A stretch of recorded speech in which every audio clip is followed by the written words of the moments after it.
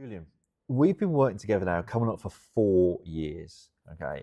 And I'd love to share with people your journey over the last 4 years, and even prior to that. So where Julian Church Associates came from, how you got into this world of yours, why you decided to sort of market your business in a certain way. That even might be a second podcast episode, because you do so much good in your business. It's not something that I see regularly especially in your industry. So I'd love to dive into Julian, see where you've come over the last 2, 3, 4 years, and see where you see the future of Julian Church and Associates. Yeah, okay. Well, I founded Julian Church and Associates back in 2001. Okay. I'd been working at another private practice, had trained as a quantity surveyor and as a project manager, and I was working for that practice a lot of the time in project management, and I felt like I was having to bring the work in, do the work and then invoice it. Okay. And thought maybe I wasn't seeing the level of benefit coming back to the level of cost or money that was going in. Yeah. And I thought I could work probably for 50% of the time and still achieve the same. Right. So I made that jump and decided to sort of go back to the core of quantity surveying along with project management. Yeah. I deliberately didn't target existing customers. Okay. Or try to steal existing customers. Yeah. I think that's a matter of integrity. Respectful, yeah. But some people did come with me. Okay. And gave me a chance at times. And from that, we've grown. Okay. Coming up to 2020, when we first met,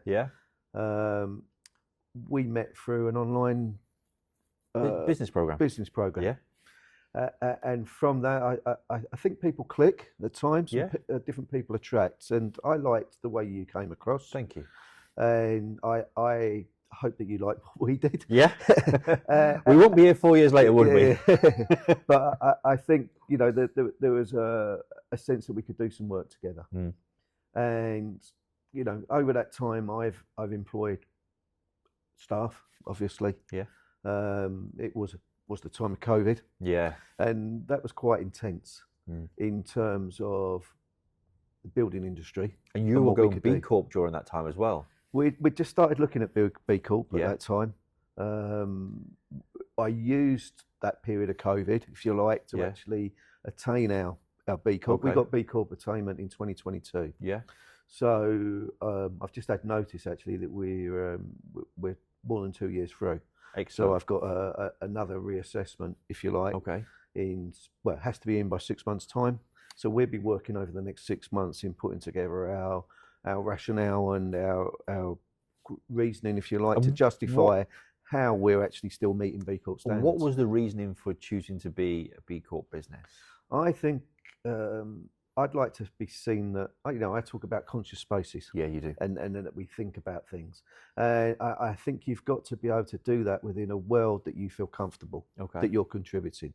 Tell me about that. I think that business should be for good. Yeah. And that we should make money. There's nothing wrong in making money. Not at all. But at the same time, actually share the benefit of what you've got with your local community, and how you define local community could be different each time. Okay. My definition for Bcorp was effectively the southeast of England. Right. Okay. In what we're doing, but I think I've got call it socialist if you like, but I believe everyone should be equal, and everyone should have equal chance and equal benefit, and everyone should actually equally contribute as well. Okay. That's not your political socialist side, if you like, but that's the way I actually see it. Yeah. And I would like to think that we give back where we've been helped over the years. You can give what you've taken. So some examples. I mean, I know you're literally planting trees after tree after tree at the moment with what you can back, because you incorporate that through the jobs that you do. Through the jobs we do, we plant 5 trees. Okay. In all honesty, we haven't planted any trees yet this year. Okay. Because all the local planting schemes are full up. Right. So I'm waiting for them to reopen. So you fill them up. You fill them up. No, it's a case of identifying local. Yeah. schemes that are available at the Okay. moment. The nearest scheme to us is Essex. Right. Okay. So Bit far away. ultimately, if I can't, that's within the scheme that we want to use. Right. Okay. But if I can't find something more local again, shortly I will be planting in Essex. Yeah. There's that ethos of doing that. We looked at blue carbon, Okay. and we, as part of our Bcorp, we're able to measure our carbon impact, Okay. and that for the last year we then made an offset Okay. for that carbon that Yeah. we'd actually measured as being in our use. That's something I think that is useful, and it's something that I think it's responsible. Yeah. And you're never going to eliminate carbon, Okay. but if we can reduce the amount that we actually utilise, and ideally the sort of target when you look at it in a bit broader aspect is if you could get it down to 10%. Okay. Or of what it was before, then you can offset that final 10%. At the moment, we're offsetting all of it. Right. Okay, but we use company electric cars. Okay. I like the idea that people use trains to travel. Okay. Okay, and I will move around the country most of the time on a train. So reducing that carbon impact and that sort of side of things. I would say it's not just about that though. In what we're doing, it's about actually being able to give to our community. So we're doing something at the moment with Sussex Bay Worthing Council. Okay. With that, what I'm looking at is there's a rotunda literally at the end of my road. Okay. On the seafront. Yeah. It had issues with antisocial drinking. Okay. And has been boarded up for 3 years. Right. Can we get that rotunda back into use? And for this, we're looking to help the Sussex Beach Fleet. Right.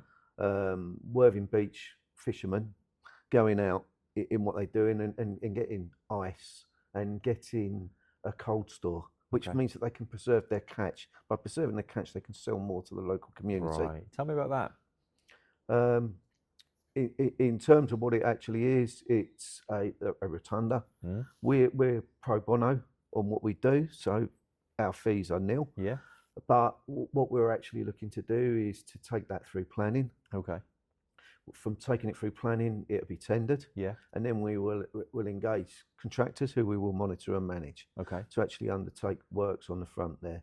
It will look not like a beach hut, but it will be sympathetic to the area that we've got there. But also, can we bring that rotunda into use for the council as well, which generates them income? So it could be that half of it becomes a coffee shop.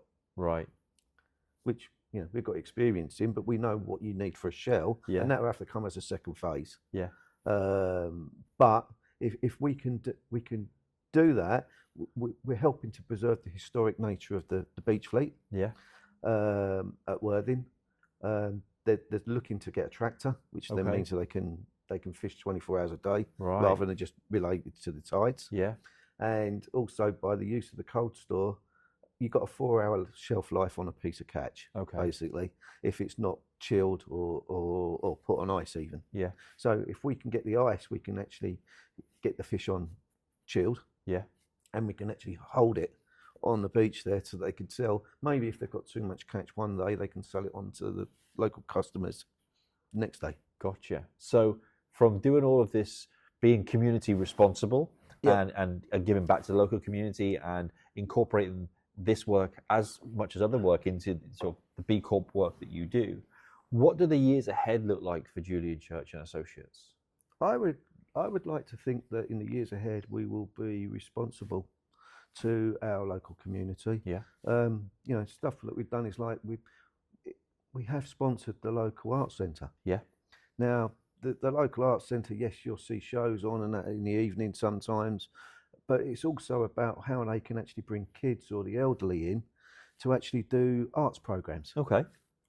Now, if we can help them by a small donation, but regular donation, that helps push that back into the community. Gotcha. On a wider scale, we've committed through one of our clients for not to sell, to give a donation for 3 years. Now, what that's actually doing is looking at things like modern day slavery, right, in Africa and the South Americas and Yeah. that sort of thing. Also replanting and retraining people in those areas. So taking them out of practices that might have led them into crime Okay. or production of drugs and things like Yeah. that, as well as Yeah. prostitution and Yeah. that sort of thing, taking them away from that and actually giving them a purpose which brings through. Now that we're only a very, very, very small part of that, but that's sort of stuff that we sympathise with. Other side of things, you know, we give monthly donations to the Trussell Trust. Okay. It's criminal in a lot of ways that we've got food banks in this country, Right. and I'd love to see the need for that reduced. Yeah. But if we can sort of give at the moment, then that helps satisfy some of that need. Okay. So how does the work that you're doing in the future help you satisfy that need? What I would look to do is work with local councils. I would look to work with charities or organisations that we can actually build through our community. Yeah. I can't take away the food bank issue. Okay, but I can make a donation. Yeah. What I can do is I can help improve a health facility. Okay. I can help improve an educational facility. Yeah. We're, you know, at the moment we've got a retainer situation with Horizon Okay. Education. Now they are an entity which are providing special educational needs schooling. Yeah. Which is it's a need which is cried out for across many boroughs. Yeah. And councils.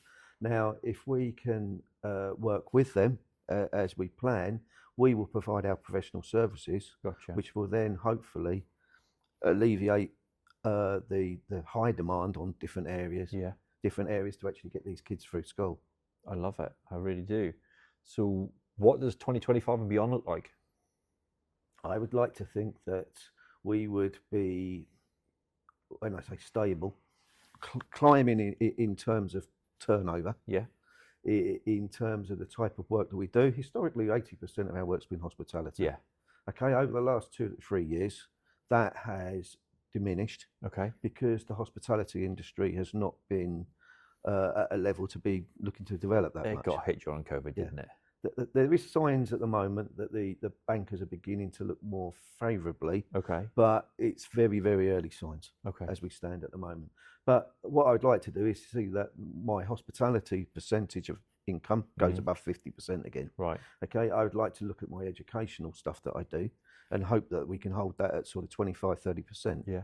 And then with that, we're also looking at the ad hoc sort of healthcare hospice work. Yeah. Which, you know, we work for a reduced fee effectively, and people we've worked with know that and respect that. I would look that we could potentially be looking in terms of other council sort of on the basis of what we've done with like Eastleigh before. Yeah. That sort of infrastructure type work. Just tell me a little bit about Eastleigh if people are watching or listening that haven't experienced the Eastleigh project. We've done 2 projects with Eastleigh. Okay. One was the Waterside Centre. Yeah. That was it's probably 6 years ago now. Award winning. Came in and provided an educational changing facilities, some toilets, that sort of thing, and boat storage at a waterside centre. Right. Okay. So it's like a country park. Yeah. Okay. The second job is, as we speak, still on site. Okay. But again, it's educational facility, it's car parking, it's infrastructure, it's bridleways, it's pathways, it's getting people out into the country, getting them out and about, and being able to exercise and learn. Gotcha. So if people have got projects with work, jobs, councils, you know, their own private work and what have you, or they've got friends and associates, like, do you know what, you need to have a chat with Julian. Where would you like people to contact you? What's happened is I've been recommended through LinkedIn a few times. Yeah. And we're linking with the people on LinkedIn. Okay. Can we have those sort of conversations? Yeah. Obviously through the website. Yeah. And email. Cool. Awesome. Julian, it's been a pleasure. Thank you. Thank you.